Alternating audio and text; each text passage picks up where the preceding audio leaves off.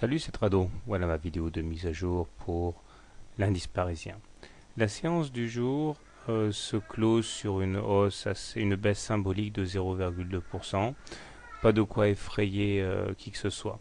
Moi, ce qui m'attire surtout aujourd'hui, ce qui attire mon attention, c'est le fait que, comme Fantomas l'a dit sur le chat du blog, eh bien, la fourchette d'Andrews marron ici semble encore d'actualité. En fait, il s'agissait d'une vieille fourchette, mais que j'avais été un peu prompt à remplacer par une nouvelle, et ce fut une très mauvaise inspiration, puisque comme on peut le voir, elle continue admirablement d'encadrer les cours, puisqu'elle a d'abord fixé un objectif au baissier le 12 novembre, puis elle a clairement mis fin à l'attaque baissière le 29 novembre, et c'est elle qui, depuis deux séances, eh bien, s'impose au haussier.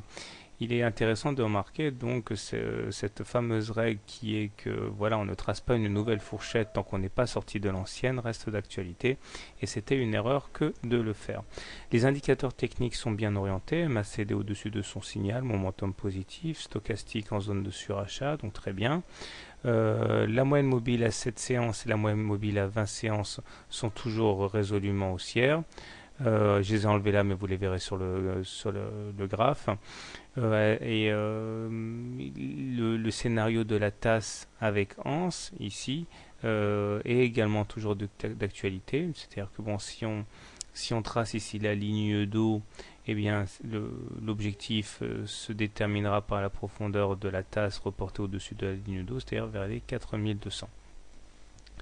Dernière chose qui m'intéresse dans la vidéo de ce soir, c'est de remarquer que nous terminons la séance avec un harami.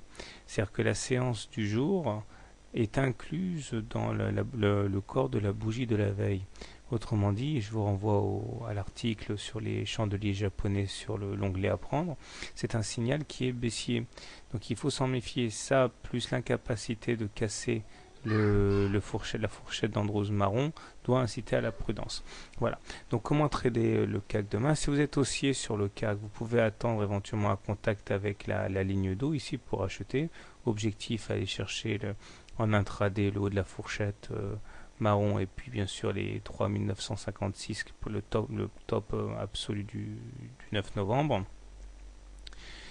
Si vous êtes plus prudent, vous attendrez un retour sur la moyenne mobile à 20 séances pour acheter.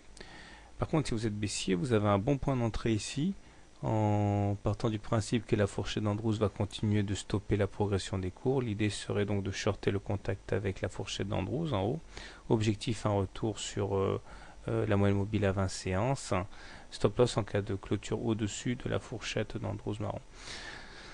Personnellement, étant donné que nous sommes au-dessus d'une M20 croissante, je suis plutôt favorable aux impulsions haussières, mais plus que jamais, je vais attendre une consolidation avant d'acheter, parce que pour l'instant, on est vraiment complètement en apesanteur par rapport aux moyennes mobiles, et ce serait plus prudent. Voilà, bonne soirée, bon trade, à demain.